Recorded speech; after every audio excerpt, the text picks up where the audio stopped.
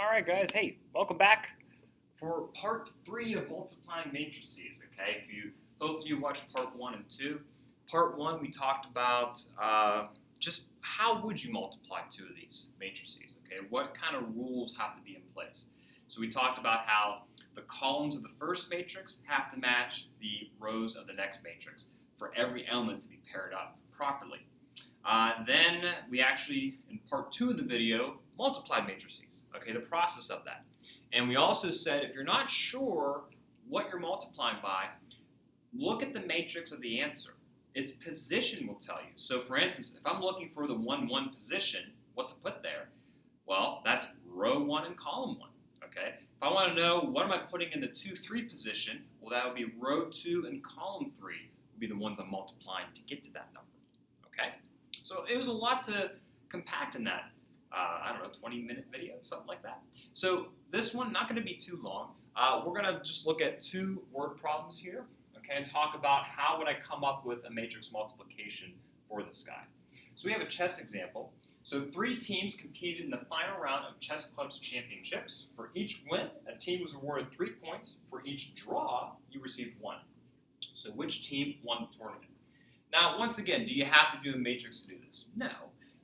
But looking at this, if I want to figure out the number of points that blue team had, the number of wins I'd multiply by 3, and the number of draws I'd multiply by 1, add the result, and I'm finished.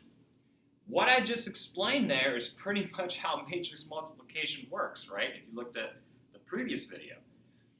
So what I'm going to do, okay, we're going to do this here, okay? So the matrix for the info they gave us is this guy, okay? So literally what I did is I took that table, I just put brackets around it, okay? This is the number of wins, I'll put W here for wins, draws, this is the blue team, I forgot, red team and green team, there we go. Okay, now, I'm going to multiply it by some matrix, so I know the total number of points each team has. Now, think about this for a second, okay? The dimensions of this guy is a 3 by 2 matrix. Now, I discussed in the previous 2 videos that this, right here, the inner dimensions have to match. So the matrix I'm going to multiply by has to have 2 rows to it, okay? So let me go ahead, let me put some brackets here. So it has to have 2 rows. And this one represents the points, right? So how many points do you get if you win? Well, 3 points, right? How many points do you get if you have a draw? 1 point, okay? So as you can see, here's my 2 rows. And it turns out it's going to be a 1-column matrix. I'm not going to, let me change this. Let's say I did this.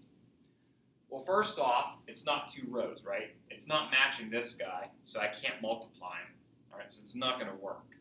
And the other thing is, too, if I try to multiply these by row by column, not everything's getting matched. This column by this row would be 5 times 3 and then 4 times blank.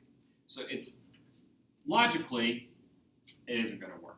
So when you're trying to figure out how to multiply 2 matrices together, when you're creating them, look at the inner dimensions first.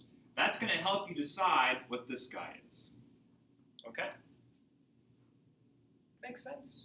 I know it's a lot at first, but just like I said, mess with the dimensions. That's going to help you out. Okay, the result, when I multiply these, is going to be a 3 by 1. Oh, sorry. I think, I'm trying to think, you know what, we'll just do this. I'll leave it open-ended for right now, okay? So let's go ahead, we're going to multiply row by column, just like we did previously. So row by column, so 5 times 3 is 15, and then 4 times 1 is 4. Now notice I'm done, okay? I'm going to go and do the next part, right?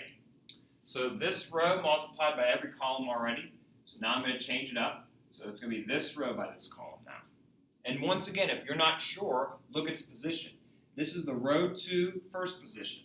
Row 2 first column there. Okay. 6 times 3 is 18. 3 times 1, 3. Once again, I'm done. So I'll go to the last one. 4 times 3 is 12. 5 times 1 is 5.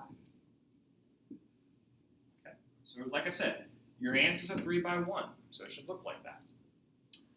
All right, let's add the values up. So this would be 19, 21, and 17. So there's my answer. So which team ended up winning? Well, look back up here. B was the first row, R was the second, G was the third. Blue, red, green. So, I don't know, looks like to me that the red team had the highest. So the red team wins. Okay, red team had 21 points. Here's the nice part. You can check your answer just by doing the calculation yourself without a matrix. So that's a good way to check your work. All right. So for instance, I go back to the original problem. I go back to the original problem. 6 times 3 is 18. 3 times 1 is 3. That gives me 21 points for the red team. So you could do this individually and see if your multiplication works out, which is awesome. Okay. All right, one more example here. Let's go back to the basketball example, okay, that we're going to try out here. So let me just erase all this.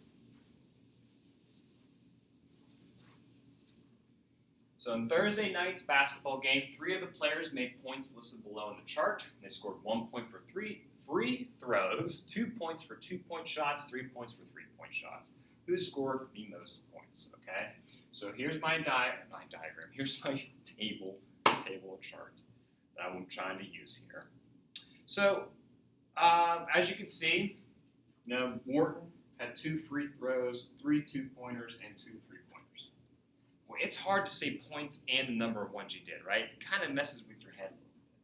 So what I'm going to do is I'm literally just going to put brackets around this guy. There's my first matrix. So let's go ahead and do that. Okay. So here it is. So 2, 5, and 2, 1, 4, 2, 0, and 5. Okay? So there's that guy. Now, before we talk about the next matrix, let's look at the dimensions of this guy. It's going to be a 3 by 3, right? So whatever matrix I have over here, it needs to have 3 rows. Has to have 3 rows for me to multiply. Now, how many columns is it? Well, that depends on the problem. So the problem's talking about points, right? And we know how many points you get. You get 1 point for your free throw, right? You get 2 points for your 2-pointer and 3 points for your 3-pointer. So this is going to be a 3 by 1 column. Now, if you're not sure of that again, all right, here's what I would do. Let me look back at the, okay, yeah. So this is a free throw, 2-pointer. This is a 3-pointer at the end? Yeah. So if you're not sure, think of it logically in your head. Each column represents these, right? If I'm doing row by column, this row I'm multiplying by this column here. So 2 better be multiplied by 1 because that's free throws. 3 better be multiplied by 2 because that's 2-pointers. This guy better be multiplied by 3 because it's 3-pointers. So my matrix is good for this problem. Okay? But this is the key right here. Once you're done listing your values, that'll tell you how many columns you have. All right? So my result is going to be what? A 3 by 1 is my answer. I'm just going to leave it as an open bracket so that way I don't squish things together. Okay, back to normal multiplication. So we're going to do this row by this column.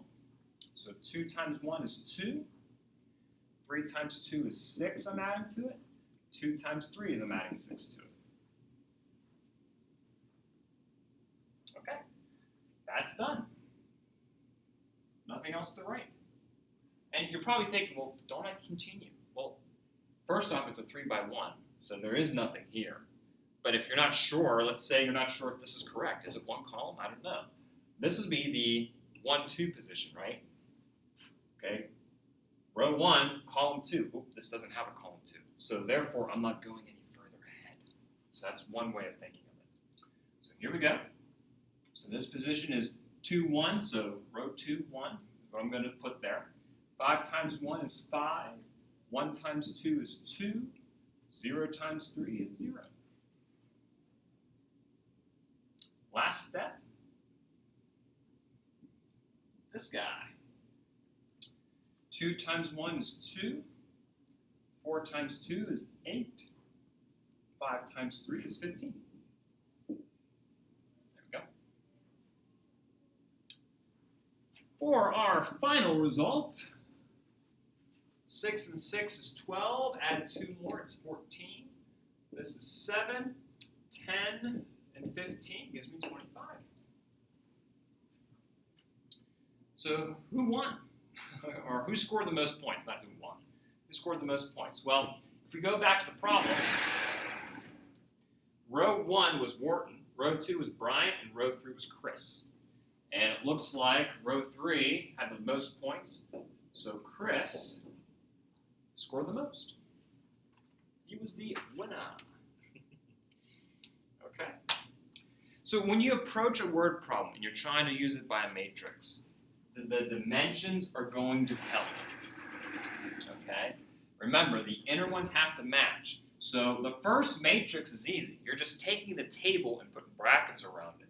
The second matrix, it just depends on the columns of the first guy. That'll help you out. Okay?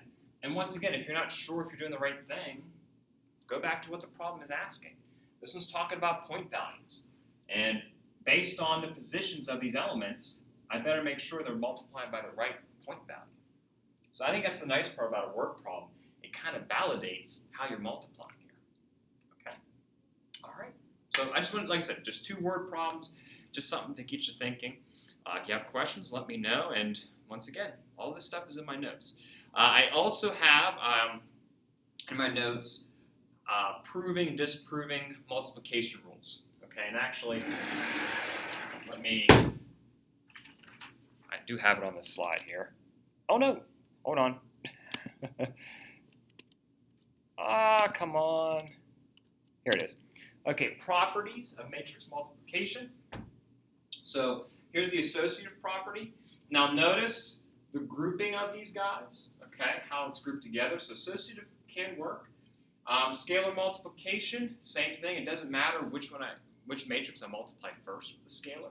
I'm still going to get the same result. Left and right distribution property, there are those guys as well. So if you notice, commutative is not on here. Commutative does not work for matrix multiplication. And in video 2, we kind of showed that with the dimensions, how the answer is a different dimension. So you can't just flip the order that you multiply. We can change the grouping of it, but not the order. Okay, in terms of like switching it from there. Okay, so there's the properties of it. The final thing, and like I said, I don't want to get too far into it yet because we're going to talk about inverses and determinants and stuff in the next video. But if you want to multiply a matrix by 1, okay, we call that the identity element. And the identity element is this guy right here. So 1, 0, 0, 1. So if you multiply any matrix by that identity element, you get the matrix back. So it's essentially multiplying by 1. But like I said, we'll talk more about that in a separate video. So other than that, see you guys in the next lesson.